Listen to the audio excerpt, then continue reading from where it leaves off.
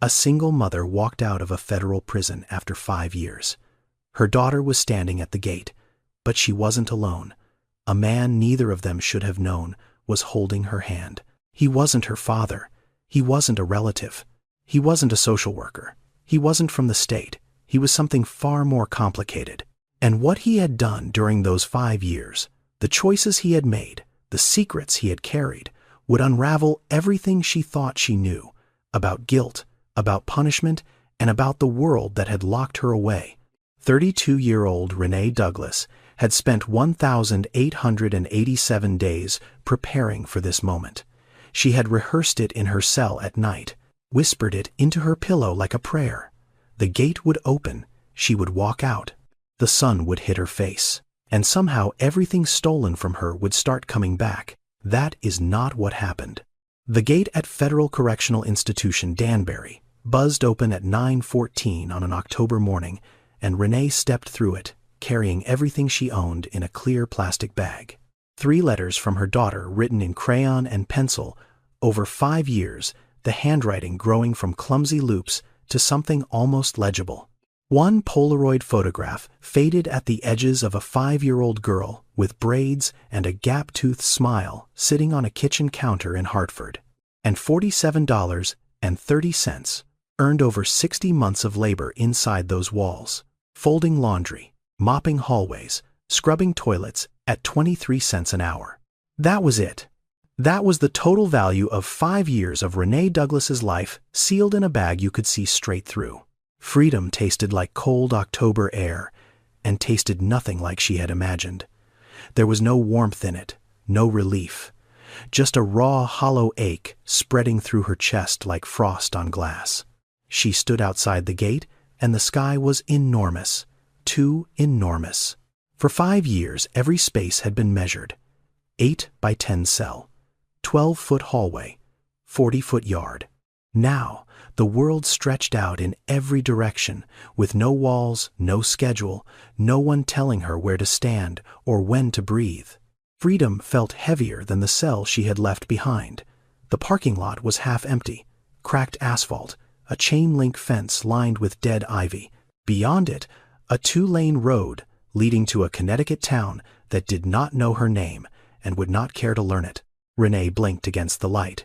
Her eyes had grown used to fluorescent ceilings. Real sunlight hurt. Then she saw them. 2 figures standing near a black SUV at the far end of the lot. One tall, one small.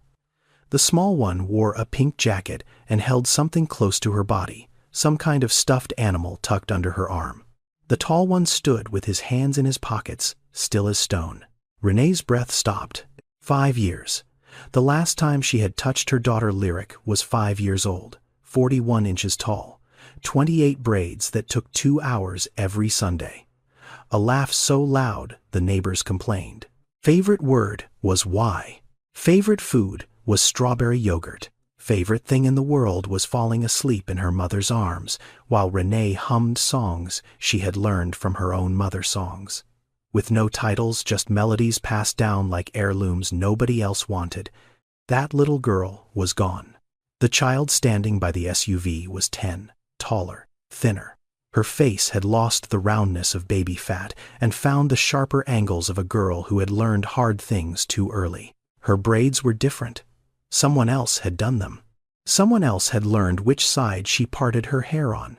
Someone else had picked out that pink jacket and those white sneakers and whatever stuffed animal she clutched like a shield against the world. Renee did not run. Her legs would not move. Not because she was not desperate to hold her daughter. She was desperate in ways that language could not reach. But something darker held her in place. Fear. Not fear of the open sky or the unfamiliar road. Fear that the girl by the SUV would look at her and see a stranger. Fear that 5 years had done what prison was designed to do, erase her. Not just from freedom, but from the only person she had ever lived for. And then there was the man, tall, well-dressed, standing beside her daughter with the ease of someone who belonged there. His hand was not on Lyric's shoulder, but his presence was close enough to say something Renee could feel in her bones. He was not a corrections officer. He was not a social worker. He was not anyone Renee had been told to expect. He was just there, with her child, like it was the most natural thing in the world. Renee Douglas had spent 5 years preparing for this moment. But nothing inside those walls had prepared her for the stranger holding her daughter's hand. She swallowed hard, gripped the plastic bag tighter, and walked toward them on legs that felt like they belonged to someone else. Renee studied the man as she got closer. The details came in pieces, each one wrong. His watch caught the morning sun. Silver band. Heavy face. The kind of watch that cost more than the bail she could not afford 5 years ago. His shoes were leather, clean. Not a scuff on them, not a crease, like they had never touched anything dirtier than polished wood. His jacket was dark tailored, cut close to broad shoulders in a way that whispered money so quietly you had to listen carefully to hear it. He drove a black Range Rover. She could see it behind him, parked at an angle like the lot was his. The windows were tinted. The plates were Massachusetts. His shoes alone probably cost more than every commissary purchase she had made in 5 years combined. Every ramen packet, every bar of soap, every phone card she bought to call a daughter who sometimes picked up and sometimes didn't. Everything about him screamed wrong. A man like this had no business standing in the parking lot of a federal women's prison on a Tuesday morning. A man like this had no business knowing her daughter's name. A man like this did not show up unless he wanted something, and Renee had spent 5 years learning that people who wanted something from you rarely told you what it was until it was too late. Lyric saw her. The girl's body moved first instinct, pulling her forward 2 steps before her mind caught up. Then she stopped, right there in the middle of the parking lot, halfway between the man and her mother, frozen in that terrible space where love and confusion collide. She looked at Renee. Then she looked back at him. A 10-year-old girl should not have to calculate which adult is safe to run toward, but Lyric did. And that half-second pause, that tiny hesitation, cut deeper than any sentence a judge had ever handed down. The man spoke first. "She's been counting the days, Miss Douglas." His voice was low, calm, the kind of calm that comes from control, not peace. He said her name like he had practiced it, like he had read it in a file somewhere and decided in advance how to pronounce it with just enough respect to disarm her. Renee did not answer. She dropped to her knees on the cracked asphalt. The plastic bag hit the ground. The Polaroid slid halfway out, and she opened her arms. Lyric came, slowly, not running, not crying, just walking with careful steps, her arms still wrapped around that stuffed animal, a giraffe, old, worn, thin, missing one eye. Renee pulled her close and held on. Her arms locked around the child like she was trying to absorb 5 years of absence through skin and bone. Lyric smelled like lavender shampoo and fabric softener. Clean smells, safe smells, the smells of a home Renee had not provided. Her daughter's hair was neat. Her jacket was warm. Her shoes were new. Whoever this man was, he had taken care of her child. And that truth should have been a comfort. It burned instead, because in that embrace, while Renee pressed her face into her daughter's hair and felt the small arms slowly wrap around her neck, she noticed something that shattered her from the inside. Lyric was hugging her, but Lyric's eyes were looking back, over her mother's shoulder, at him. The girl's body was in her mother's arms, but her sense of safety lived somewhere else. 5 years ago, Renee was everything to this child, her world, her home, her reason for laughing. Now she was the woman in the parking lot who smelled like institution soap and wore clothes from 2019 that no longer fit a body. Prison had starved and hardened. Renee held tighter. She whispered into Lyric's hair words she had rehearsed 1,000 nights. "Mama's here. Mama's here. I'm not going anywhere," Lyric whispered back. "Just one word. Okay. Not, I missed you. Not, I love you. Not, Mommy. Just okay." And Renee knew right there on her knees in that parking lot, holding a daughter she barely recognized and being watched by a man she did not trust, that getting out of prison was the easy part. Getting her daughter back was going to be the war of her life. 5 years before that October morning, before the plastic bag and the parking lot and the stranger with clean shoes, there was a night in Hartford that broke everything. Renee Douglas lived in a studio apartment on Wethersfield Avenue. 400 square feet, one window, a kitchen that was really just a counter and a microwave. Lyric slept in a toddler bed, pushed against the wall surrounded by stuffed animals. Renee bought one at a time from the dollar store whenever she could spare $1. Lyric was 5, and Lyric was sick. Sickle cell disease, the kind that does not wait, the kind that turns a child's own blood against her warping red cells into crescent shapes that clog vessels, starve organs, and send pain ripping through tiny bones like electric fire. 1 in every 365 black children in America is born with it. Lyric was one. The treatment was not optional. Blood transfusions every 4 to 6 weeks, pain management, emergency room visits when a crisis hit, which could happen any time triggered by cold weather, dehydration, stress, or nothing at all. The average cost ran between $10,000 and $30,000 a year, with insurance manageable. Without insurance, a death sentence wrapped in medical terminology. Renee had no insurance. She worked 2 jobs. Housekeeping at a motel on the Berlin Turnpike. Overnight stocking at a grocery store off Interstate 91. Neither offered benefits. Neither paid enough to cover a single emergency room visit, let alone ongoing transfusions for a 5-year-old whose blood was trying to kill her. So Renee did what desperate mothers do when every legal door closes at the same time. She opened an illegal one. She got a fake ID, then a second one, then a third. She forged pay stubs from a company that did not exist. She filed insurance applications under borrowed Social Security numbers. Over 18 months, she submitted 12 fraudulent claims to get Lyric into treatment at Hartford Hospital, where doctors stabilized her daughter's hemoglobin count, managed her pain, and never once suspected that the insurance cards their front desk photocopied were ghosts made of desperation and a mother's refusal to watch her child die. Then the FBI came. It was a Wednesday night, 11:47. Renee was washing dishes. Lyric was asleep, curled around a stuffed giraffe with one eye missing. 3 knocks at the door.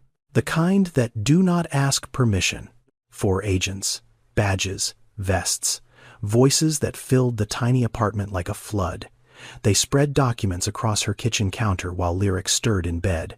They seized 3 fake insurance cards, 2 forged pay stubs, a laptop with 12 fraudulent claims still open in browser tabs, and a folder thick with Lyric's medical records, blood transfusion schedules, pain management charts, emergency room reports dated every 6 weeks for 18 months straight.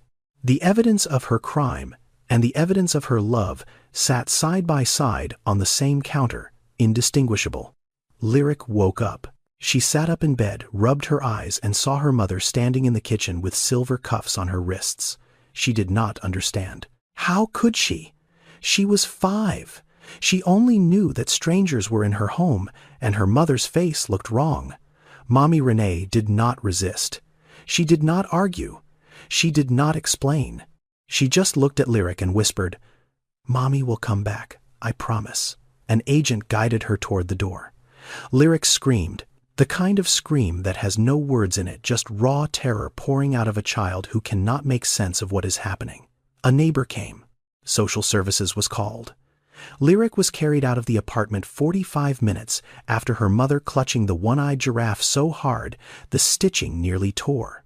Renee Douglas was not a good criminal. She got caught because she used her real phone number on one of the applications. She left a digital trail a first-year investigator could follow. She kept every receipt, every appointment card, every discharge summary filed neatly in a folder labeled Lyric Medical, as if she expected someone to review her work. She was a desperate mother who had run out of legal options in a system that had never offered her any. The judge gave her 7 years. She served 5 years and 2 months. Model inmate, GED, earned in year 2. Paralegal certification started in year 3. 104 letters written to her daughter. 67 of them were never delivered. Now, to understand the man standing in that parking lot, you have to leave Connecticut behind. You have to travel north to Boston, to the kind of neighborhood where money does not whisper. It speaks full volume. 45-year-old Nathaniel Carter, lived in a penthouse in Back Bay. 4,000 square feet of exposed brick, floor-to-ceiling windows, and silence so deep it echoed. His real estate development firm, Carter Urban Group, had built over 2,000 units of mixed-income housing across New England. His net worth sat somewhere around $80 million, depending on the quarter. He owned 3 tailored suits for every day of the work week, a wine collection that filled an entire climate-controlled room, art on the walls worth more than some of the buildings he had renovated in his 20s. But only one photograph had a frame. It sat on a shelf in his bedroom behind a stack of unread books. A woman, early 30s, dark skin, wide smile, holding a boy on her hip. The boy was 7. He wore a red shirt, 2 sizes too big. His sneakers had holes. His grin was enormous. That woman was Delia Carter, Nathaniel's mother. And by the time Nathaniel turned 12, she was dead. Delia had worked as a cashier at a pharmacy in Dorchester. She stole from the store, not money. Albuterol inhalers, 3 boxes over 2 months. Her son had severe asthma, the kind that sent him to the emergency room twice before he was 6. The kind that closed his throat at night while she sat beside his bed counting his breaths. Inhalers cost $400 without insurance. Delia had no insurance. She had a son who could not breathe. The judge gave her 4 years for $120 worth of medication that kept her child alive. Delia Carter died 14 months into her sentence. Heart failure. The prison medical unit had flagged her condition twice. Both times treatment was delayed due to what the paperwork called scheduling constraints. Nathaniel was 12. He did not get to say goodbye. His grandmother Alma raised him after that. 71 years old, bad knees, a pension that barely covered rent. She worked alterations out of her kitchen and prayed over Nathaniel every night like prayer was the only insurance she could afford. And she told him something he never forgot. The system don't break everybody the same way, baby. Some it breaks fast, some it breaks slow. But it always breaks the ones nobody's watching. Nathaniel carried that sentence through high school, through a scholarship to Boston University, through his first construction job at 19, through his first property deal at 26, through every rung of a ladder he climbed with. Hands that still remembered the texture of thrift store shirts and government cheese. He built an empire tall enough to tower over the poverty that killed his mother. But no amount of money had ever filled the space where she used to stand. In America, 2.7 million children have a parent behind bars right now. Not next year. Right now, those children are 6 times more likely to end up incarcerated themselves. The foster care system processes over 400,000 of them every single year, cycling kids through homes like inventory through a warehouse. Some find stability, most don't. Nathaniel knew those numbers because he had lived inside them. So 8 years ago, he founded the Bridge Home Foundation, a nonprofit that partnered with family courts and child welfare agencies to provide transitional support for children of incarcerated parents, housing, tutoring, therapy, medical care. And when the system had nowhere else to put a child, Nathaniel opened his own home. He became a licensed foster parent. He took in 3 children over 6 years, 2 reunified with family. One aged out at 18 with a college fund Nathaniel set up and a standing invitation to Sunday dinner that the kids still accepted twice a month. Then came Lyric. She arrived 2 years before Renee's release transferred after 2 failed placements. The first family returned her after 3 months. They said she screamed in her sleep and nothing they tried could stop it. The second family lasted 5 months until the medical bills from her sickle cell treatments overwhelmed their budget and they called the caseworker with an apology and a suitcase packed by the door. Lyric was 8 years old. She had been in 3 homes in 3 years. She had stopped crying by then, not because the pain was gone, because she had learned that crying did not bring anyone back. Nathaniel saw her file on a Tuesday afternoon. He read it once. Then he read it again. Then he closed his office door and sat in silence for 20 minutes. He saw his mother's name in every line. He saw his own face in every photo. An 8-year-old black child with a sick body and a missing parent and a system that moved her from stranger to stranger like she was a problem to be transferred rather than a person to be loved. He took her home that Friday.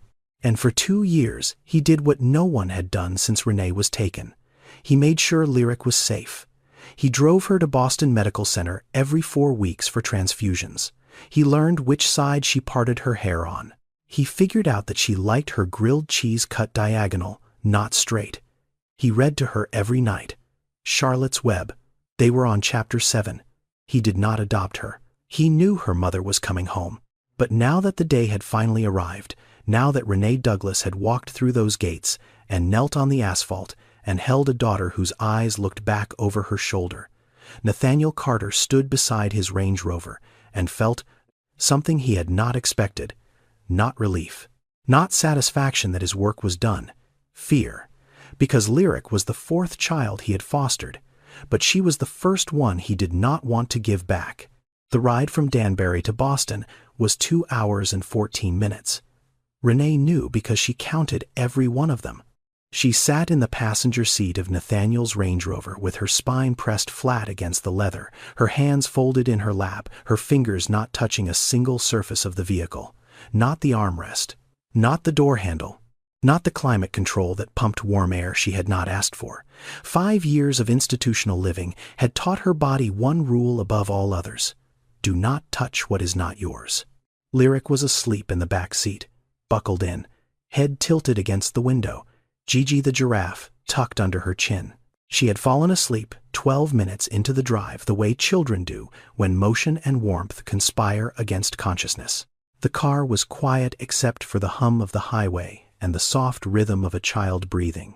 Renee stared at the road ahead. Connecticut disappeared behind them. Massachusetts crept closer. The trees along Interstate 84 were losing their leaves, branches going bare in the October light, like bones showing through skin. She did not look at Nathaniel. She had not looked at him since the parking lot, but she could feel him in the periphery. Calm hands on the steering wheel, 10 and 2, relaxed, like he drove former inmates and their children home from prison every Tuesday. Renee spoke first. "When can I take her home?" The words came out sharper than she intended.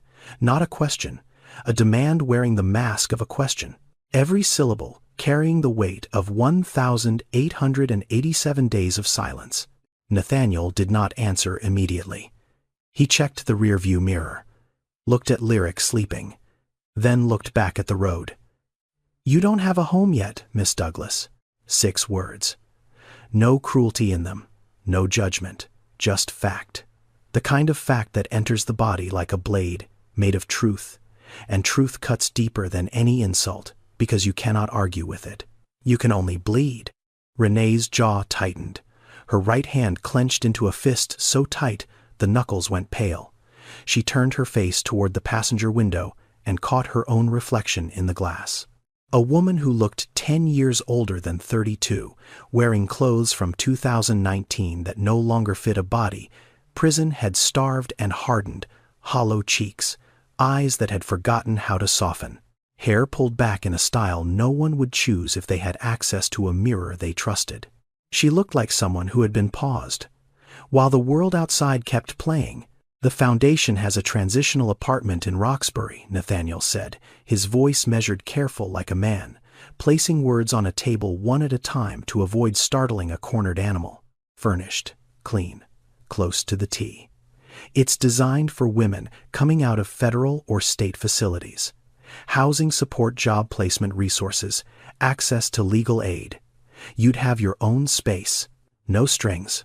I don't need your charity." She said it without looking at him. Said it the way she had said it to every social worker, every case manager, every well-meaning stranger who had offered help that always came with a hook buried somewhere inside. Nathaniel was quiet for a long time. Long enough that the highway exit for Hartford passed behind them. Long enough that Lyric shifted in her sleep and mumbled something neither of them could hear. Then he said it. "It's not charity. It's what should have existed when my mother came home." A pause, except she never did. Renee turned.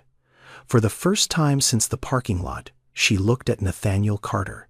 Not at his watch, not at his shoes, Not at the leather steering wheel or the dashboard that probably cost more than her entire legal defense. She looked at his face, and she saw something there that she had not expected. Pain, old and deep, and permanently settled into the lines around his eyes. The kind of pain that money buries but never kills. The kind she recognized because it lived in her own face every time she caught her reflection.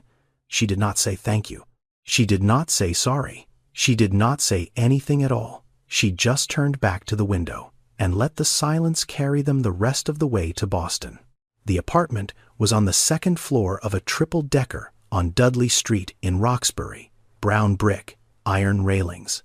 A neighborhood that smelled like jerk chicken from the restaurant on the corner and diesel fumes from the bus route that ran every 20 minutes. The kind of block where people sat on front steps in the evening and called each other by first name, and where nobody asked where you had been if you came back looking like you had been somewhere hard. Inside the apartment was small. 1 bedroom, 1 bathroom, a kitchen with a stove, a microwave, and a refrigerator that hummed louder than it should. A couch that had seen better decades. Clean sheets on the bed.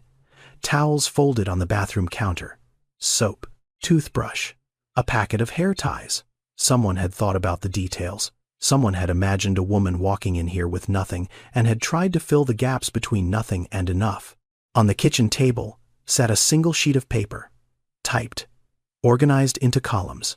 Lyric's treatment schedule at Boston Medical Center. Medication names.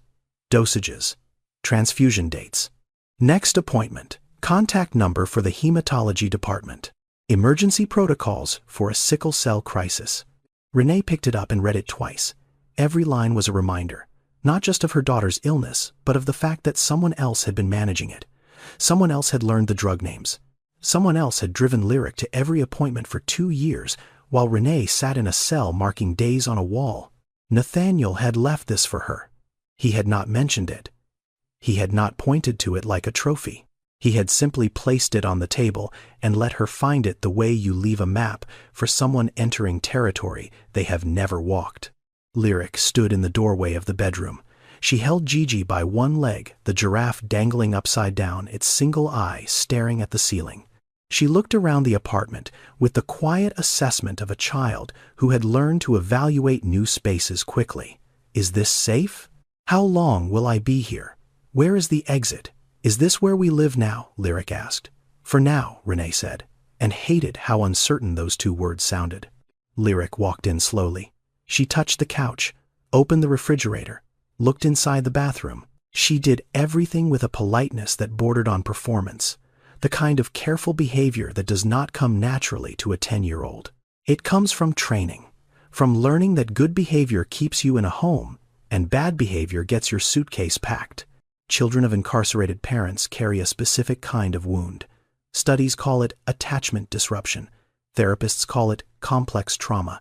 What it looks like in practice is a child who does not cry when she should, does not ask for things she needs, does not throw tantrums or make demands, or test boundaries the way healthy children do.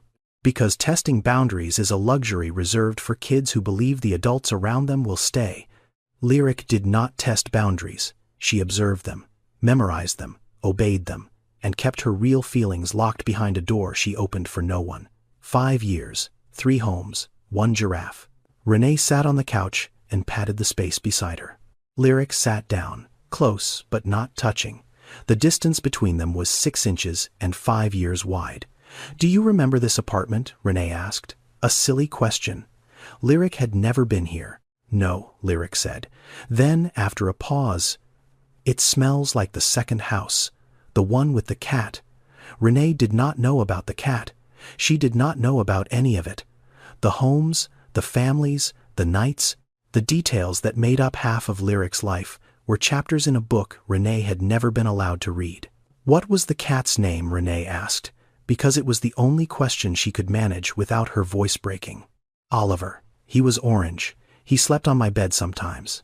Another pause. They gave him away when they gave me back. Renee's throat closed. She reached for Lyric's hand. The girl let her take it. Small fingers, warm, still, the fingers of a child, but longer now, the baby softness, replaced by something leaner, older. I missed you, Renee whispered. Lyric looked at her. Those brown eyes steady clear, too calm for a 10-year-old. I know, she said. Not I missed you too, just I know. An acknowledgement without reciprocation. The emotional vocabulary of a child who had been disappointed too many times to risk enthusiasm. That night, Lyric stood in the bedroom doorway in pajamas Nathaniel had packed in her bag. Pink flannel, giraffes on them. Someone knew what she liked. Mr. Nathaniel reads to me every night, Lyric said. We're on chapter 7 of Charlotte's Web. Can you read chapter 8? Renee nodded. Of course, baby. Lyric climbed into bed, tucked Gigi under the covers beside her, pulled the blanket to her chin. Renee sat on the edge of the mattress and opened the book Nathaniel had packed alongside the pajamas and the toothbrush and the medications. She turned to chapter 8. The words blurred. She blinked them into focus and began to read, her voice steady, her hands trembling just slightly against the spine of the book. Lyric was asleep by the second page. Renee closed the book, sat in the dark, then opened it again to chapter 1, and read the entire thing from the beginning alone, in the dim light of a borrowed apartment, learning the story her daughter already knew by heart, filling in the gap the only way she could, one page at a time. The first time Renee walked through Boston alone, she felt like a woman visiting a foreign country that used to be her home. Everything had shifted. The coffee shop on the corner took orders through a screen. The bus required a card she did not have. People paid for things by waving their phones over little white boxes. Nobody carried cash. Nobody made eye contact. Everyone moved with a speed and certainty that felt like a language she had forgotten how to speak.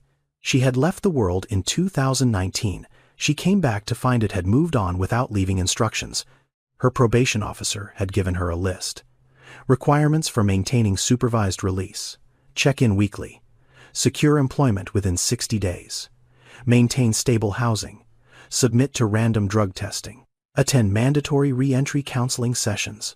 Violate any condition, and the remaining 22 months of her sentence would come back like a door slamming shut. Employment was first. She needed a job. Not just for the probation requirement, but because without income the family court would never consider restoring her parental rights. Nathaniel's lawyer had explained that during the drive, Renee had listened without asking questions, filing the information in the same part of her brain where she had filed her inmate number and her cell assignment and every other piece of data the system required her to memorize in order to survive. She applied at a hotel in Back Bay. Housekeeping position. 8-hour shifts 4 days a week, $14 an hour. The interview lasted 9 minutes. The hiring manager was a woman in her 40s with a kind face and sensible shoes who asked reasonable questions and seemed genuinely impressed that Renee had earned her GED and started paralegal studies while incarcerated. We value second chances here, the woman said. Renee almost believed her. Then came the background check. 3 days later, her phone rang. The same kind voice, but flatter now. Careful. Practicing a script.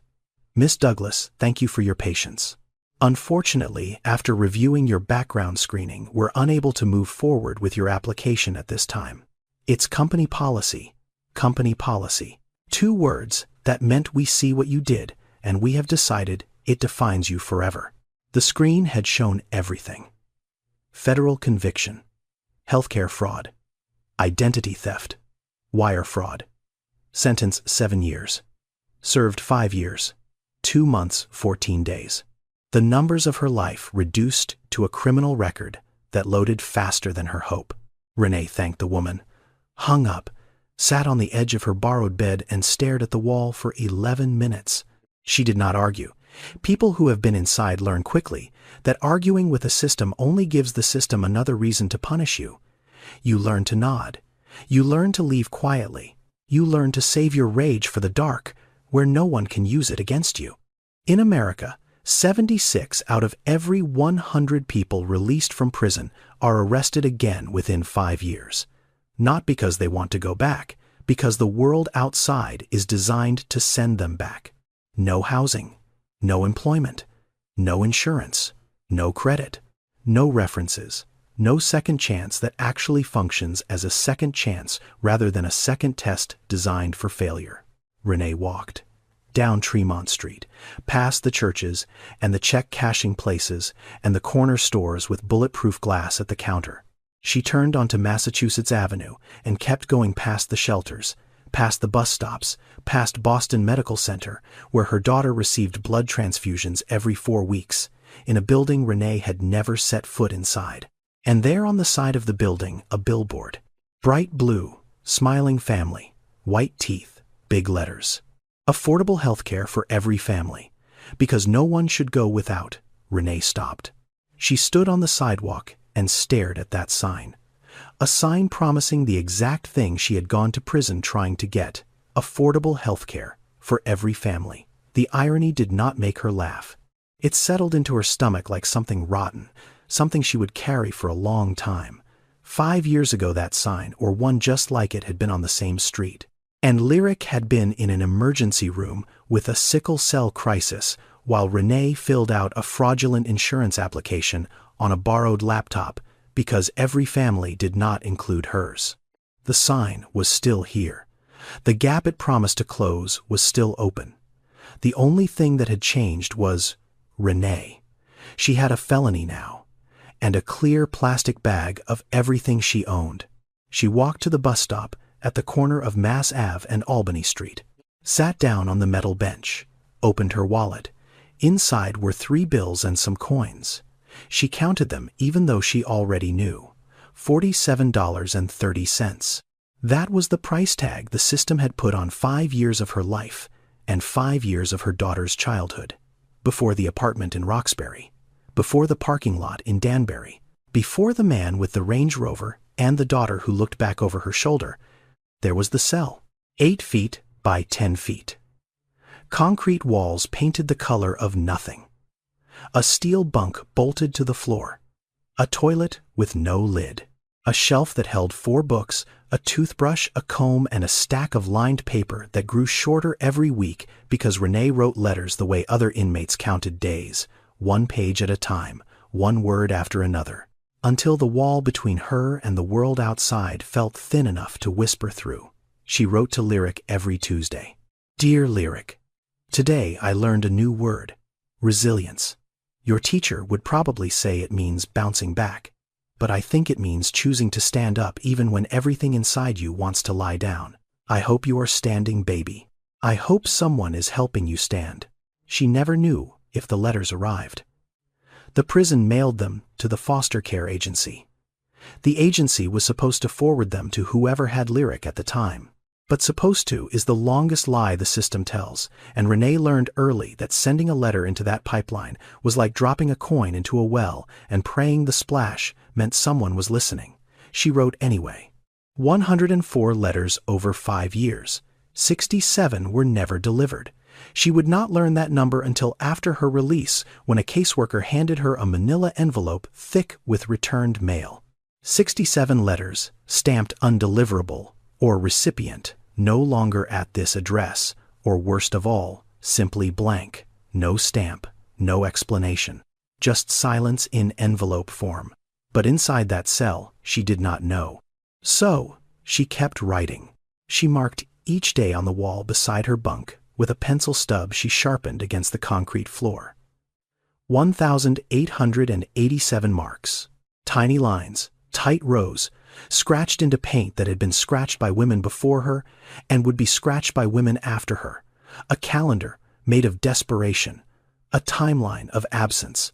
Each mark was a day without bedtime stories, without braiding Lyric's hair on Sunday mornings, without hearing her laugh at something ridiculous, without holding her through a sickle cell crisis, her small body rigid with pain, her breath coming in short gasps while Renee counted to 10 and whispered, "I'm here, I'm here, I'm here."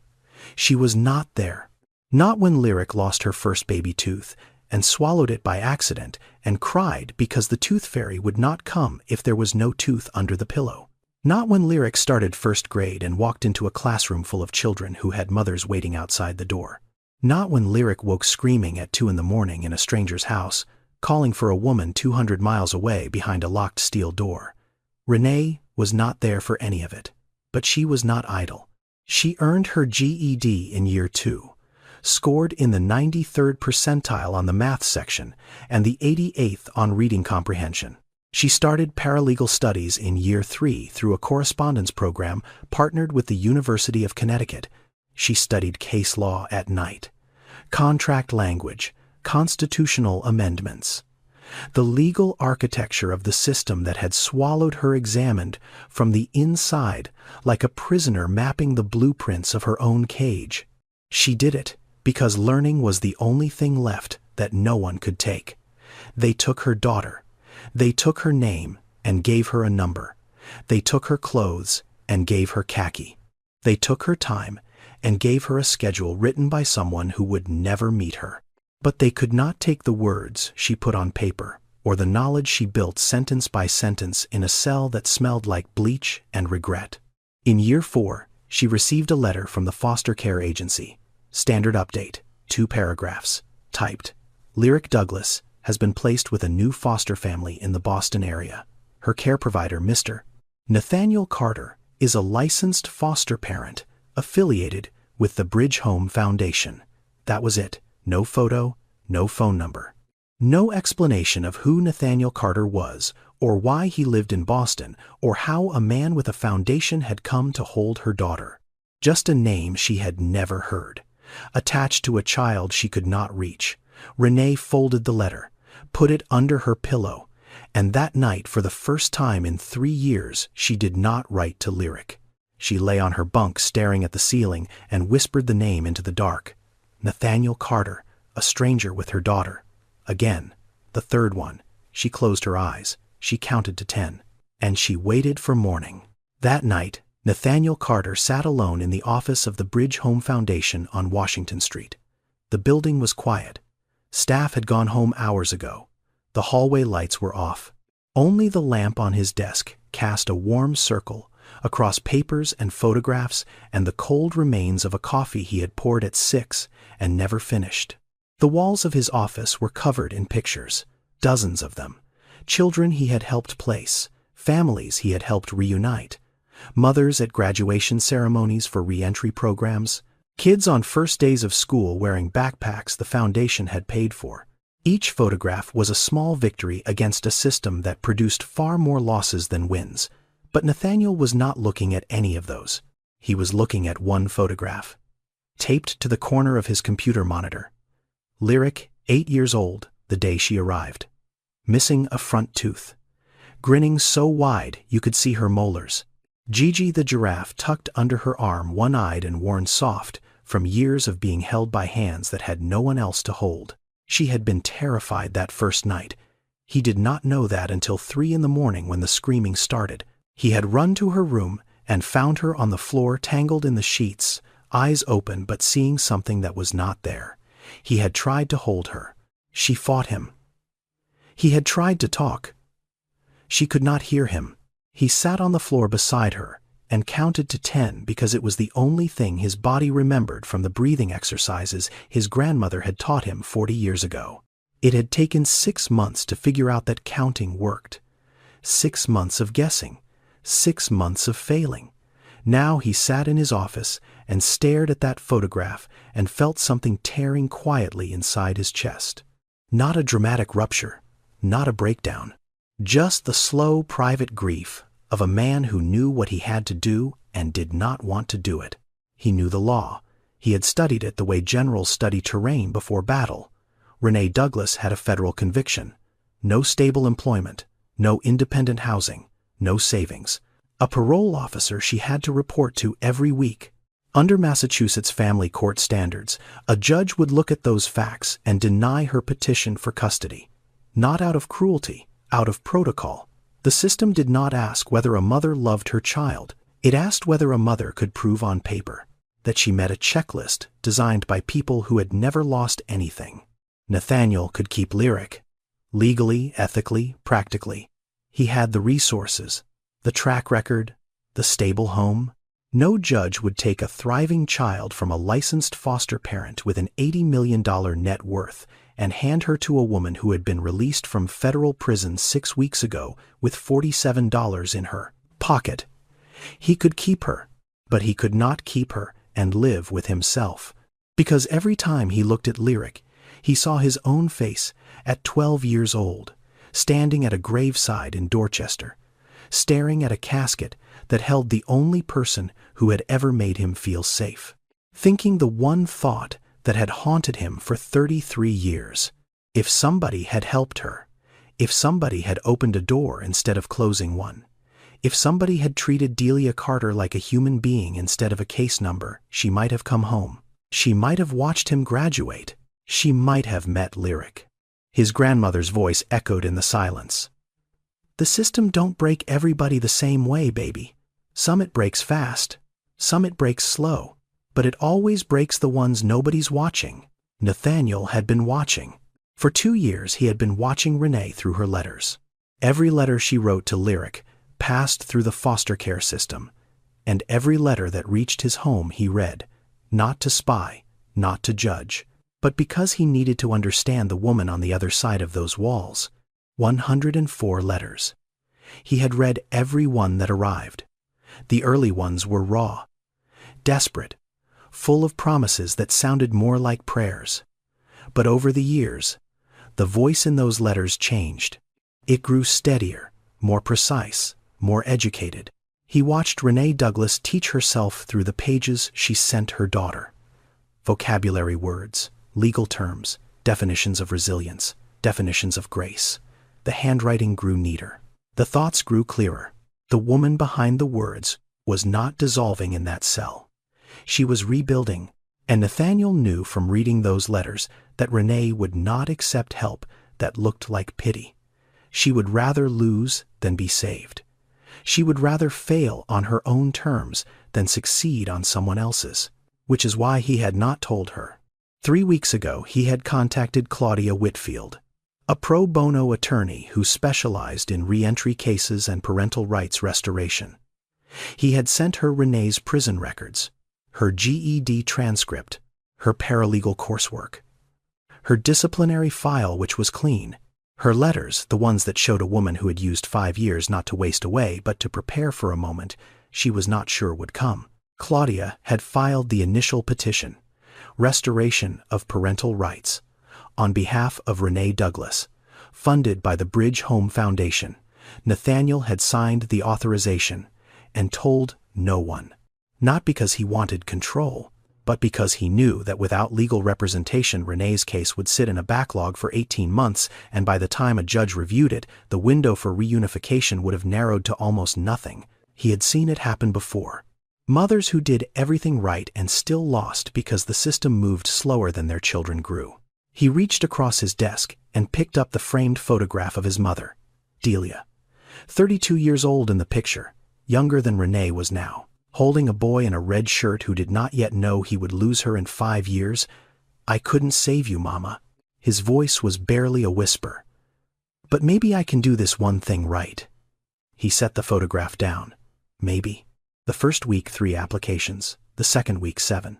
By the third week, Renee had applied to 19 jobs across Boston: housekeeping, dishwashing, stocking shelves, laundry services, janitorial work, anything that did not require a degree, a license, or a clean record. 14 never responded. 4 said no after the background check. 1 said maybe, then stopped returning her calls. In the United States, 75% of employers run criminal background checks on applicants. 60% automatically disqualify anyone with a felony conviction. Some states have passed fair chance hiring laws that push the background check later in the process. Massachusetts was one of them. But moving the question to a later stage did not change the answer. It just delayed the rejection. Renee learned the rhythm. Apply, interview, smile, answer questions about reliability and work ethic and goals. Watch the hiring manager nod. Feel a flicker of something almost like hope. Then, wait 3 to 5 business days for the phone call that always began the same way. Unfortunately, after reviewing your background. Unfortunately, the most dishonest word in the English language when spoken by someone who was never going to say yes. Then she found Odessa Whitmore. Odessa ran a laundromat on Dorchester Avenue. A narrow storefront wedged between a barbershop and a bodega, with 6 washers, 4 dryers, and a hand-painted sign that read, "Odessa's Clean Start," in letters that had faded from blue to something closer to gray. 68 years old. Bad hip. Bifocals on a beaded chain around her neck. Hands that had folded more sheets than she could count, and buried a husband who had done 12 years at MCI Shirley for a robbery he committed at 23 and regretted every day until the cancer took him at 59. Odessa did not ask for a resume. She did not ask where Renee had been. She asked one question. "Can you fold?" Renee nodded. "Then you start Monday. $12 an hour. Cash. I don't do paperwork, and I don't do drama. You show up, you work, you go home." She could fold. She had been folding. Clothes herself, her expectations. For 5 years. The job was small. The hours were long. The pay was barely enough to cover bus fare and groceries, and the $50 weekly contribution Renee insisted on sending to Nathaniel for Lyric's medical expenses. Nathaniel did not need that money. His net worth could cover Lyric's sickle cell treatments for the next 300 years without noticing. But he understood what that $50 meant. It was not a payment. It was proof. Proof that Renee was still Lyric's mother, even if the system said otherwise. Proof that she could provide even if the amount was small enough to fit in an envelope. He never refused it. Every week he took the cash Renee handed him in the lobby of the Bridge Home Foundation and deposited it into a savings account he had opened in Lyric's name. He never told Renee about the account. He figured someday when the time was right, she would find it, and she would understand. One evening after closing, Odessa locked the front door and handed Renee a cup of coffee in a mug that said "World's Okayest Grandma." "You ain't the first woman to walk out of those gates and feel like the world don't got a seat for you no more," Odessa said, settling into the plastic chair behind the counter with the slow deliberation of a woman whose body had earned every ache it carried. "But baby, you build your own chair. You hear me? You don't wait for somebody to pull one out for you. You build it, board by board, nail by nail, and when it's done you sit in it like you own the room." Renee sipped the coffee. It was too strong and slightly burned. It was the best thing she had tasted in weeks. The 7th overnight visit started like the others. Lyric arrived with her backpack and Gigi and the careful politeness of a child who had been taught by experience to keep her expectations low. She ate the dinner Renee cooked. Spaghetti with sauce from a jar, because Renee had not yet relearned how to cook anything more complicated. She brushed her teeth. She changed into her giraffe pajamas. She climbed into bed and asked for Chapter 11 of Charlotte's Web. Renee read it. Her voice was steadier now than the first night. She had practiced. She had read ahead so she would know the words before they came, so her voice would not stumble, so she would sound like a mother who had always been there, instead of one who was learning the story 7 chapters too late. Lyric fell asleep. On page 3, Renee closed the book, kissed her forehead, turned off the lamp. At 2:13 in the morning, the screaming started. It came from somewhere deep, not the throat, somewhere lower, somewhere older, a place in the body where terror lives when it has no language.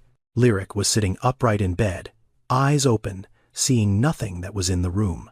Her hands were pressed flat against the wall behind her fingers, clawing at the paint, and her mouth was open, and the sound coming out of it was not a word. It was a siren. A child's siren, the kind that means danger, is inside me, and I cannot get it out. "Don't take me," Lyric screamed. "Don't take me again. I'll be good. I'll be good." Renee was at the bedside in 3 seconds. She reached for her daughter, pulled her close, held her the way she had held her 1,000 times in her mind, over 5 years tight, complete a wall between her child and every terrible thing in the world. Lyric pushed her away. Not gently, with force. The frantic strength of a child trapped inside a memory that does not know the present tense. Renee tried again. Lyric kicked, screamed louder. Her body rigid, vibrating like a wire, pulled so tight it hums before it snaps. Children who grow up with an incarcerated parent often develop symptoms that mirror post-traumatic stress. Night terrors, hypervigilance, attachment disruption so severe that the child cannot distinguish between comfort and threat. The body learns to interpret all contact as potential loss. Every hand that reaches for them might be the hand that takes them somewhere new. Every door that opens might be the door that separates them from whoever they have just begun to trust. Lyric was deep inside that place, the place where every foster home transfer lived, the place where her mother's arrest replayed on a loop, the place where she was always 5 years old and always being carried away from something and never toward anything. Renee stopped reaching. She sat down on the floor beside the bed. She did not touch Lyric. She did not sing. She placed her hand palm up on the mattress next to her daughter's trembling fist. And she repeated the only words she had. "I'm here. I'm not leaving. I'm here." Over and over, like a heartbeat made of words. Minutes passed. 5, maybe 10. The screaming softened to whimpering. The whimpering softened to breath. Lyric's hand slowly, so slowly it barely moved, uncurled and found her mother's palm. Then Lyric whispered, "Mr. Nathaniel holds my hand and counts to 10. That's what makes it stop." Something inside Renee cracked. Not broke, cracked. The way a window cracks when a stone hits it, but the glass holds together, fractured and still standing.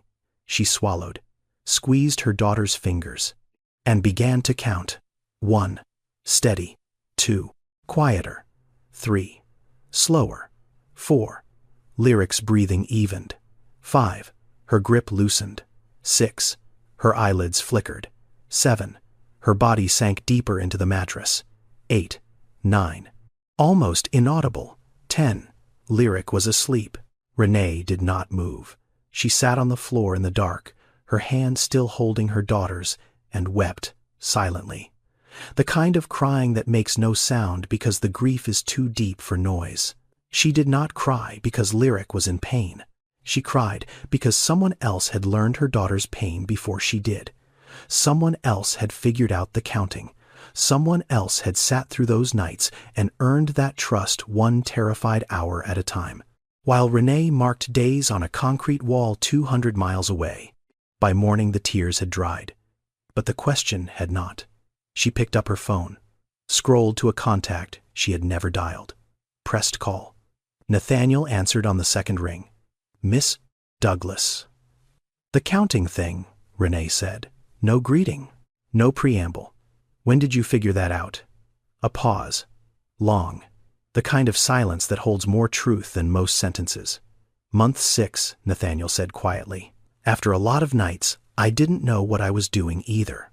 Renee closed her eyes. For the first time since she had walked out of that prison gate, she heard Nathaniel Carter not as the man who had her daughter, but as a person who had been just as lost as she was, just as scared, just as desperate to get it right. Neither of them said anything else. The call ended after 11 seconds of silence that said more than an hour of conversation ever could. Renee found out on a Wednesday. She was sitting in the plastic chair across from her probation officer, a woman named Janet Colvin, who wore reading glasses on a lanyard and spoke with the careful neutrality of someone trained never to give an opinion about anything. Standard check-in, employment verification, housing status, compliance with re-entry program requirements. The same questions every week, the same answers. Then Janet opened a folder, a new folder, thicker than the usual one. "I want to go over something with you," Janet said. She turned the folder around and slid it across the desk. Renee looked down.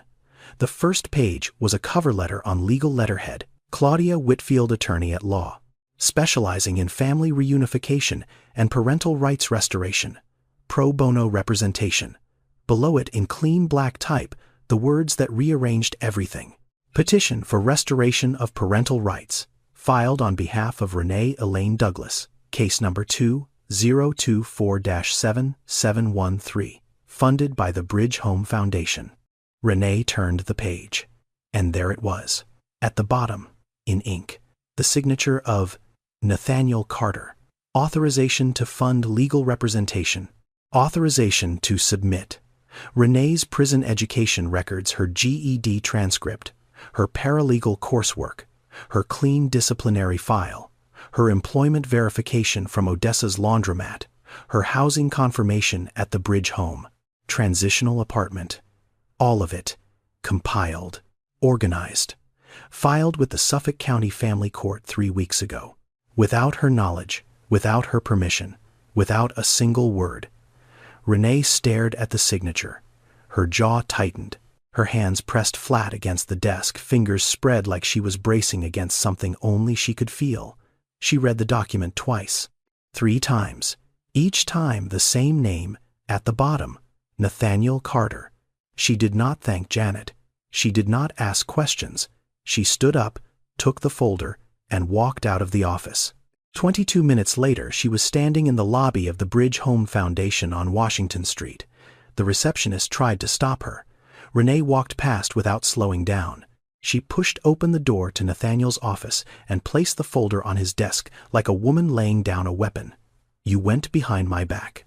Her voice was low, controlled.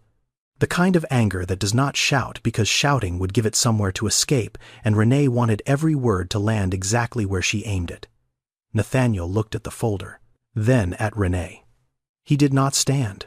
He did not apologize. He did not explain. "I went behind bureaucracy's back," he said. "There's a difference." "Is there?" Renee leaned forward, both palms on his desk, now her weight pressing into the wood. "You decided what I need. You decided how to fix my life. You filed papers with my name on them in a court I have to face, and you didn't think I deserved to know. I thought you deserved representation. You thought I couldn't handle it myself." The room went still. Nathaniel's hands rested on the arms of his chair. He looked at Renee with an expression that was not guilt and was not defiance. It was recognition. The kind of recognition that happens when someone holds up a mirror and you see something you have been trying not to look at. "Do you know who else made decisions about my life without asking me?" Renee said. Her voice cracked on the last word but held. "The judge who took my daughter. The system that locked me up. The caseworkers who moved Lyric from home to home like she was furniture that didn't fit. And now you. A man who thinks because he has money and good intentions he gets to skip the part where he asks." Nathaniel opened his mouth, then closed it. Because she was right. And he knew she was right. And the reason she was right was the reason he had done it in the first place. He was a man who solved problems. It was what he did. He saw a broken thing, and he fixed it. He saw a gap, and he filled it. He had built an $80 million empire on the principle that resources plus action equals results. And he had applied that same equation to Renee Douglas, without once considering that Renee Douglas was not a problem to be solved. She was a woman who had already been solved, categorized, sentenced, filed, stored, released. She had spent 5 years inside a system that made every decision for her: when to eat, when to sleep, when to speak, when to be silent. And now, on the other side of those walls, the first man she had trusted enough to let near her daughter had done the same thing the system had done, decided for her, without asking. "It's not the same," Nathaniel said, but his voice lacked conviction. It was the voice of a man testing his own argument and finding it thin. "It's exactly the same," Renee said. "The only difference is you think you're doing it out of kindness. But kindness that takes away someone's choice isn't kindness, Mr. Carter. It's control with better lighting." She picked up the folder, held it at her side. "I don't need you to save me. I need you to let me save myself. And if you can't tell the difference, then maybe you don't understand this work as well as you think you do." She turned, walked to the door, opened it. The door closed, and neither of them knew how to open it again. 2 weeks passed. Renee did not call Nathaniel. She did not visit the Bridge Home Foundation. She did not respond to the 2 voicemails he left, both short, both careful, both ending with the same sentence. "Lyric asks about you every day." She worked double shifts at Odessa's laundromat, 6 in the morning until 2, then back at 4 until close. 14 hours of folding and sorting and loading and unloading, her hands raw from detergent, her back aching from the industrial press, her mind running the same calculation over and over. A private attorney for a parental rights case cost between $3,000 and $8,000. At $12 an hour, she would need to work 400 hours to reach the low end. That was 50 days of double shifts. She could do it. She would do it. She would get her own lawyer and file her own petition and owe Nathaniel Carter nothing. But while she was calculating, the system was counting too. She missed the third session of her court-mandated parenting class, then the fourth. The class met on Tuesday evenings at 6:30 at a community center in Jamaica Plain. Her second shift started at 4. She could not be in two places at once, and the system did not care why. Janet Colvin, her probation officer, called on a Thursday morning. The voice was the same, careful, neutral, it always was, but the words were not. "Miss Douglas, you've missed 2 consecutive parenting education sessions. Under the terms of your supervised release and the pending custody evaluation, failure to complete the required program within 60 days will result in a reduction of visitation privileges and a minimum 12-month delay on any petition for restoration of parental rights." 60 days, 12 months. The numbers landed like stones dropped into still water. Lyric's overnight visits were suspended, effective immediately, pending completion of the program requirements. That night, Renee sat in the apartment on Dudley Street, the apartment Nathaniel had arranged, the apartment she had refused to leave because leaving would mean admitting she had nowhere else to go. The kitchen light buzzed. The refrigerator hummed. The couch sagged in the middle where she always sat. The place smelled like laundry detergent because the smell had seeped into her skin and she carried it everywhere, now a perfume made of other people's clothes. On the table were 3 letters, new ones, written in pencil on lined notebook paper, the kind with the wide spacing for children still learning to control the size of their words. Lyric had written them over the past 2 weeks and given them to Nathaniel to deliver. He had slid them under Renee's door. She had not opened them until tonight. The first one said, "Dear Mama, I drew a picture of us at school. Mrs. Patterson said it was good. I gave you curly hair because I can't remember if your hair is curly or straight. Is it curly, love, Lyric?" The second one said, "Dear Mama, I got an A on my spelling test." Mr. Nathaniel put it on the fridge. "I saved you a copy. It's in the envelope, but I think it fell out. Sorry. Love, Lyric." The third one said, "Mama, are you coming back? Mr. Nathaniel says you are. But people always say that. People always say that." 5 words from a 10-year-old girl who had been promised things by adults her entire life and watched every promise dissolve like sugar in rain. Foster parents who said, "This is your home now," and then packed her bag 3 months later. Social workers who said, "We're finding the best place for you," and then moved her to a stranger's house.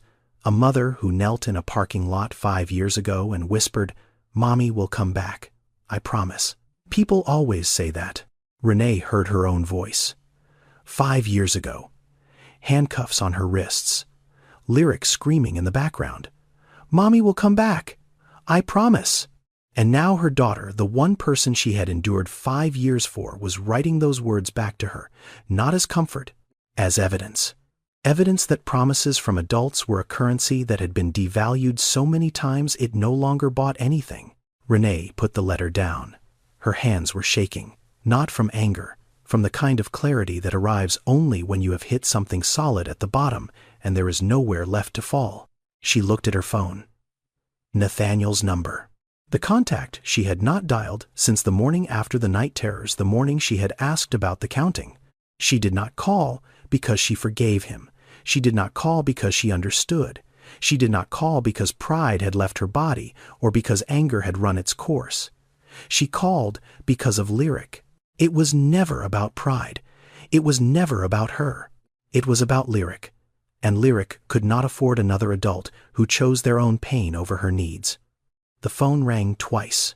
"Miss Douglas, I need help," Renee said. 3 words that tasted like gravel and sounded like the bravest sentence she had ever spoken. "And I'm asking this time." Renee arrived at the Bridge Home Foundation at 8:47 that evening. The building was dark, except for the light in Nathaniel's office. The same light that was always on, the same desk, the same photographs on the walls. But tonight, Renee noticed something she had not seen before. On the shelf behind Nathaniel's chair, partially hidden by a stack of files, was a framed photograph, small, old, The colors faded to that particular warmth that only film from the 1980s produces. A woman young, maybe 30 or 31, holding a boy on her hip. She wore a white blouse with a stain near the collar. Her smile was wide and unguarded. The boy wore a red shirt too big for him, and sneakers with holes at the toes. His grin stretched ear to ear. Renee stared at it. She had been in this office before. She had sat in that chair. She had looked at those walls. But she had never looked behind Nathaniel. She had never looked at what he kept closest. "That's her," Nathaniel said. He was sitting at his desk. He had not stood when she walked in. His voice was quiet, not the controlled quiet of their first meeting. A different quiet. The quiet of a man who had been sitting alone in a room with a photograph for a very long time. "Your mother. Delia. Delia Carter." He said her name like it was something precious he kept in a box and only took out when no one was watching. Renee sat down. Not across the desk, in the chair beside him, the one usually reserved for staff meetings and case reviews. She sat down and she waited. Nathaniel looked at the photograph. Then he spoke. "She stole albuterol inhalers. 3 boxes. Albuterol, the same medication that now costs $3 with insurance and $400 without. A bronchodilator used to treat asthma. Available at every pharmacy in America, behind a counter that might as well be a wall if you cannot afford what is on the other side. They gave her 4 years. 4 years. For $120 worth of medication that kept her son breathing through the night. $120. The price of a restaurant dinner for 2 in Back Bay. The price of a pair of shoes at the outlet mall. The price that the state of Massachusetts decided was worth more than a mother's freedom. She died 14 months in. Heart failure. The prison medical unit had flagged her condition twice. Both times the request for a cardiology referral was delayed. The official reason listed in the medical report was scheduling constraints. Scheduling constraints. 2 words that meant her heart was failing, but we did not have time to save it. He was 12. He didn't get to say goodbye. That sentence sat in the air between them. It did not need commentary. It did not need context. It was complete, and it was devastating, and it was the kind of truth that has no expiration date. Every year in America, roughly 4,000 people die inside prisons and jails. Chronic illness is the leading cause. Heart disease, cancer, liver disease, respiratory failure. The mortality rate for incarcerated individuals is 3 times higher than for people of the same age, same race, same health conditions, living outside those walls. Not because prisons create illness, because prisons ignore it. Because the system that decides when you eat and when you sleep and when you see sunlight also decides when and whether you receive medical care. And that decision, more often than not, comes too late. Delia Carter was one of 4,000. Her name was not in any headline. Her death did not trend. Her son did not get a caseworker who explained why his mother was not coming home. He got a phone call from his grandmother at 11 o'clock on a school night. He got a funeral he could not afford. He got a hole in his life, shaped exactly like the woman in that photograph. And he spent the next 33 years building an empire around that hole, hoping that if he made it big enough, tall enough, loud enough, the emptiness at the center would somehow stop echoing. It never did. Nathaniel looked at Renee for the first time since she had sat down. "When I read your file," he said, "your real file, not the court documents, not the sentencing transcript, the one with the medical records and the insurance claims and the letters you wrote to Lyric from your cell, I saw her. I saw my mother. Same crime, same reason, same system." He paused. "The only difference, you survived it." Renee did not cry. She had expected to. She had walked into this building expecting that whatever Nathaniel told her would break something open, and the tears would come, and the tension would dissolve into something manageable. But that is not what happened. What happened was simpler and harder. She sat beside him, in silence. 2 people who had been broken by the same machine, separated by 30 years and a few hundred miles, and the blind luck that one of them got out alive, and one of them did not. "I'm sorry about your mother," Renee said. "I'm sorry about your 5 years," Nathaniel said. 2 sentences, nothing more, nothing less. The kind of exchange that does not need decoration because the weight is already there, built into every word by everything that came before it. If this story is reaching you, take a second to subscribe. These stories need to be told. Now, let's continue. Renee did not leave the office that night. Not for another hour. They talked. Not about custody. Not about lawyers or petitions or court dates. They talked about Delia. They talked about Hartford. They talked about the sound a cell door makes when it locks at night, and how you never quite stop hearing it even years later, even in a penthouse in Back Bay, even in a borrowed apartment in Roxbury. And when Renee finally stood to leave, she paused at the door and looked back at the photograph of Delia Carter holding her son in a red shirt. "She would be proud of you," Renee said. Nathaniel shook his head. "She'd tell me I was too stubborn and too bossy, and that my suits cost too much." For the first time in this story, they both smiled. The following Saturday, Renee cooked dinner. This was not a small thing. She had not cooked a real meal in over 5 years. Prison food came on trays, microwaved, portioned by someone who had never asked what she liked. Since her release, she had survived on instant noodles, canned soup, and whatever Odessa sent home with her after closing, usually a sandwich wrapped in wax paper and a piece of fruit that was one day past its best, but still good enough. Tonight, she made macaroni and cheese, from a box, the kind with the powdered orange packet that costs $1.19 at the corner store on Dudley Street. It was the only thing she knew Lyric still liked from before. 5 years ago, Saturday nights were mac and cheese nights. Lyric would stand on a step stool and stir the pot, while Renee told her stories about the macaroni going on adventures inside the boiling water. Lyric always laughed. She always wanted more cheese. Renee did not know if Lyric still laughed at those stories. She did not know if Lyric remembered them at all. But she made the mac and cheese anyway, because some rituals are not about memory. They are about trying. Nathaniel arrived at 6. He knocked, which surprised Renee. It was the first time he had knocked on a door he technically controlled the lease for. He stood in the hallway holding a copy of Charlotte's Web with a bookmark at chapter 12 and a paper bag with 2 bottles of apple juice. Lyric was already inside. She had arrived an hour earlier with a caseworker per the reinstated visitation schedule that Renee and Nathaniel had petitioned together to restore. The caseworker had stayed 15 minutes, taken notes, and left. Lyric sat at the table. Renee stood at the stove. Nathaniel placed the book and the juice on the counter and pulled out the 3rd chair. It was the first time all 3 of them had been in the same room, with no caseworker, no probation officer, no court schedule dictating the terms. Just a kitchen, a pot of macaroni, a book about a pig and a spider. 2 adults who had spent weeks hurting each other, and 1 child who had spent a lifetime being the reason adults either came together or fell apart. Lyric watched them, her brown eyes moving between the 2 like a metronome. She ate her macaroni slowly. She drank her apple juice. She said nothing for a long time. Then she asked, "Am I going to have to pick?" 5 words, spoken with the calm precision of a child who had been asking that question in her head for years, but had never been brave enough to say it out loud. Because in the foster system, you always pick.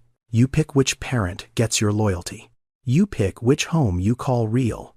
You pick which adult you let close and which one you keep at arm's length so it hurts less when they leave. Lyric had been picking since she was 5, and she was tired. Renee looked at Nathaniel. Nathaniel looked at Renee. Whatever had passed between them in that office 2 nights ago, whatever truce had been built from shared grief and parallel scars, it held. It held in the look they exchanged across a kitchen table covered in a paper towel because Renee did not own a tablecloth. Renee knelt beside her daughter's chair, eye level, the way she had knelt in the parking lot at Danbury. But this time her knees did not shake. "No, baby, you don't pick." Nathaniel leaned forward, his elbows on the table, his voice low and steady. "You got both of us. That's how it works now." Lyric looked at her mother, then at Nathaniel, then back at her mother, searching for the crack, searching for the lie. Searching for the part where this fell apart like everything else had. Promise. That word. That single, loaded, fragile word that had followed Renee across 5 years through prison walls, across state lines, into a parking lot and a borrowed apartment and a dark bedroom where she counted to 10 while her daughter screamed. "Mommy will come back, I promise." Renee had said that once, and she had kept it, barely, imperfectly, 5 years too late, but she had kept it. Now the word came back again, from Lyric's mouth, aimed at both of them. And Renee knew that this time the promise could not be hers alone. She looked at Nathaniel. He looked back. And at the exact same moment, like two people who had rehearsed something they had never discussed, they both answered, "Promise." Lyric stared at them for 3 full seconds. Then something shifted in her face. Not a smile, not yet. Something quieter, something underneath.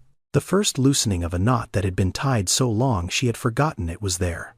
She reached across the table and picked up Gigi, the one-eyed giraffe, threadbare and lopsided and held together by love and stubborn stitching. She placed Gigi in the center of the table between Renee's plate and Nathaniel's glass propped upright against the salt shaker. "Gigi can sit in the middle," Lyric said, "so she can see both of you." Nobody moved. Nobody needed to. The giraffe sat in the center of a kitchen table in Roxbury, one glass eye staring out at a room where 3 people who had been broken by the same system chose for the first time to hold the pieces together instead of fighting over who got to pick them up. 3 weeks later, Renee completed her parenting education program, all 26 sessions. She attended every one on Tuesday evenings after Odessa rearranged her shift schedule without being asked. "Go learn how to be a mama," Odessa had said. "The dryers ain't going nowhere." By month 2, Renee had started weekly therapy sessions at a community mental health center on Blue Hill Avenue. The therapist was a woman named Dr.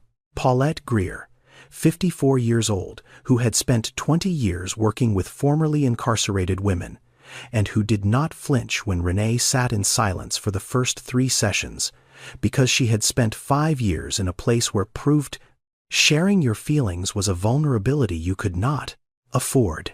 By month 3, Renee spoke, and once she started, the words came like water through a cracked dam, slowly at first. Then, all at once, by month 4, something shifted.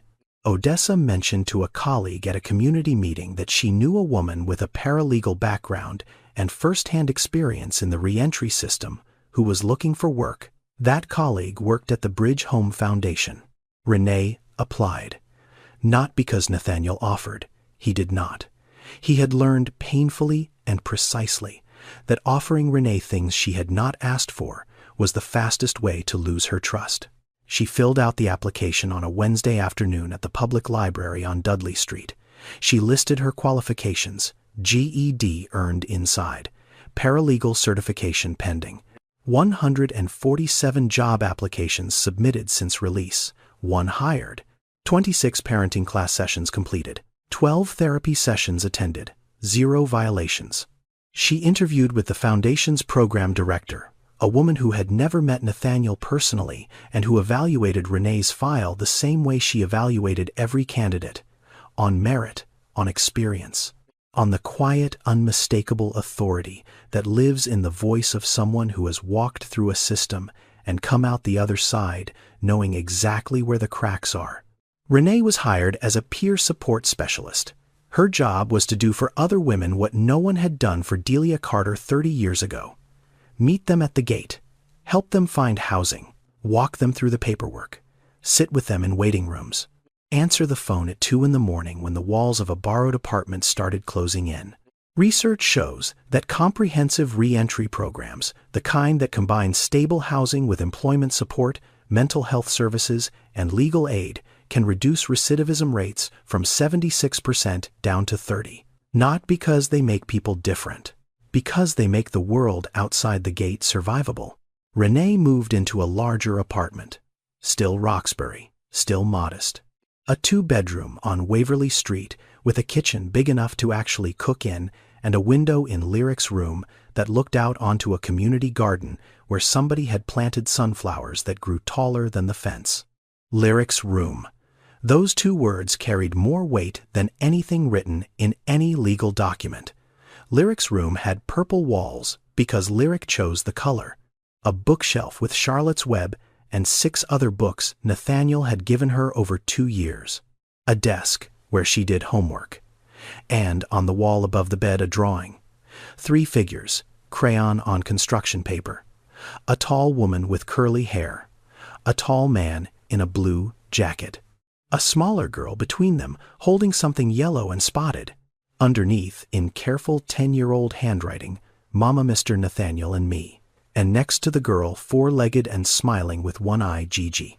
6 months after Renee Douglas walked through the gates at Danbury, she stood in Suffolk County Family Court. Room 412. Judge Patricia Calloway presiding. Claudia Whitfield, the attorney Nathaniel had originally hired, and Renee had eventually agreed to keep, presented the petition for restoration of parental rights. The file was thick. Employment verification, housing inspection report, therapy attendance records, parenting class completion certificate, letters of support from Odessa Whitmore from Dr. Greer, from Lyric's school counselor, from the Bridge Home Foundation's program director.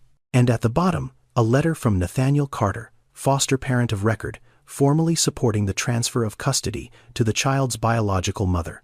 The judge read the file. She took her time.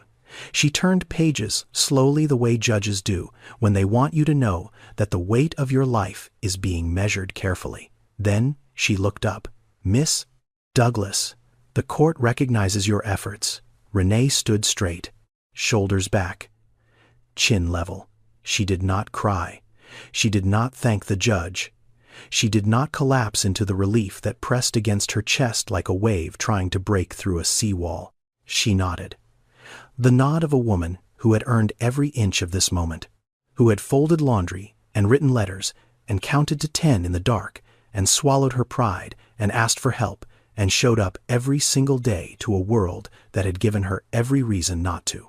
Outside the courthouse, on the granite steps that faced the Boston skyline, Lyric ran to Renee and wrapped her arms around her waist and held on, not carefully, not politely, the way a child holds on when she finally believes the person she is holding is going to stay.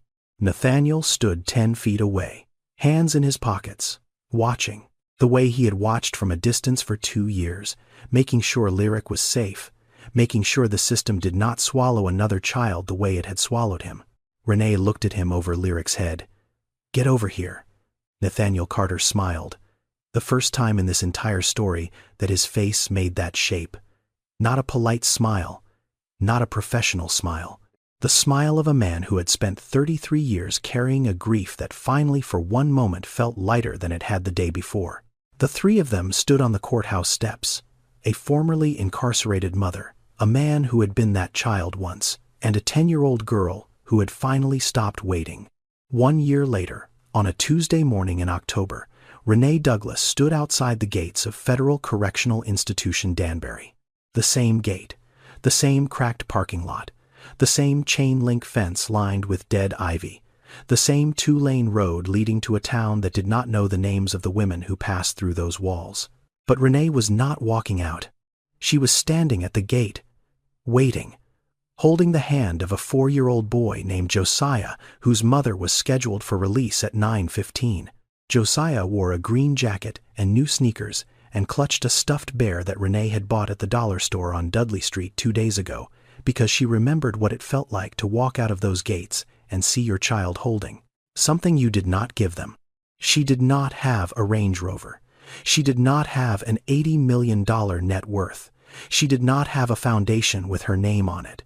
She had something Nathaniel himself would tell you was worth more. The understanding that comes only from having lived it. The knowledge of what that gate looks like from both sides.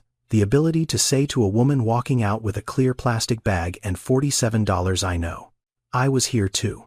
And I'm going to help you find your way back." The system that took Renee's freedom had also accidentally given her a purpose. Nathaniel had spent 30 years trying to save his mother. He could not. Delia Carter died in a cell 14 months into a sentence for stealing medication that cost less than a pair of shoes. But in helping Renee, Nathaniel had saved the version of himself that had been standing at a gate just like this one, 12 years old, waiting for a mother who never came. He could not change the past, but he could change who was waiting at the gate when the next mother walked through. A single mother walked out of a federal prison after 5 years. Her daughter was waiting, with a stranger. But the stranger was not really a stranger. He was the boy who had been standing at that same gate 30 years before. And this time, the story ended differently. Not perfectly, not like a fairy tale, not with a mansion or $1 million or a miracle that erased the years. It ended with a woman holding a child's hand in a parking lot, with a borrowed apartment that became a home, with a one-eyed giraffe sitting in the middle of a kitchen table, with 2 adults who had every reason to fight each other choosing instead to fight for the same child. It ended the way real stories end, not with everything fixed, but with enough put back together to keep going. Now, before we close, there is something important to understand about the world this story lives in. Renee's story is fiction, but the system she moved through is not. In the United States right now, 80% of women in prison are mothers. 60% of them were never convicted of a violent crime. They are inside for drug offenses, fraud, theft, forgery. Crimes that often begin where desperation meets a system that left no legal door open. And when those mothers go in, their children go somewhere else. Foster care, relatives, group homes, the street. Those children are 5 times more likely to develop a mental health disorder, 3 times more likely to drop out of school, 6 times more likely to end up incarcerated themselves. The cycle does not break on its own. It requires someone to stand at the gate. Here is what makes this even harder to sit with. It costs the American taxpayer between $35,000 and $40,000 per year to incarcerate one person. A comprehensive reentry program, housing, job placement therapy, legal aid costs roughly $5,000 per year, per participant, 7 times cheaper. And the data shows it works. Recidivism drops. Employment rises. Families reconnect. Children stabilize. The math is simple. The will to act on it is not. And then there is Lyric's illness. Sickle cell disease affects approximately 100,000 people in America. The vast majority are Black. The average lifetime cost of treatment is $1.6 million. Renee went to prison because she could not afford to keep her daughter alive inside a system that was supposed to protect them both. That system still exists. That gap still exists.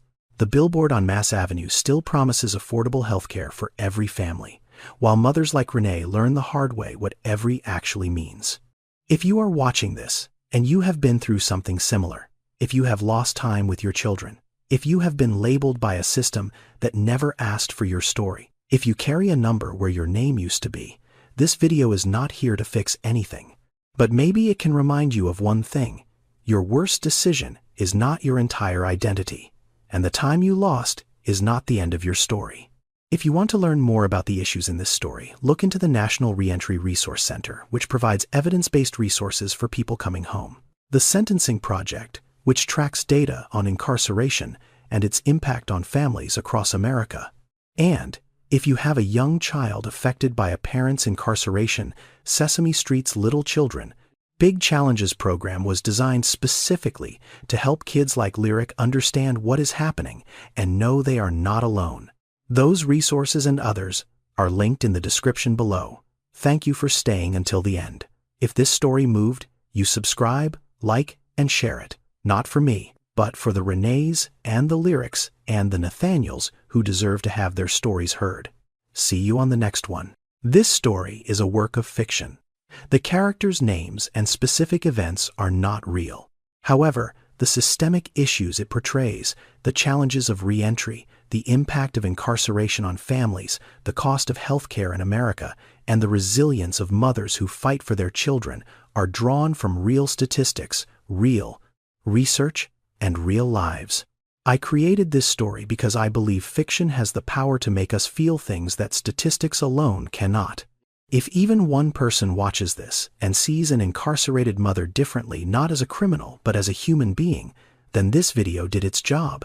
That is why I make these stories, not to go viral, But to make the invisible visible, if you or someone you know is affected by any of the issues in this video, resources are linked in the description below.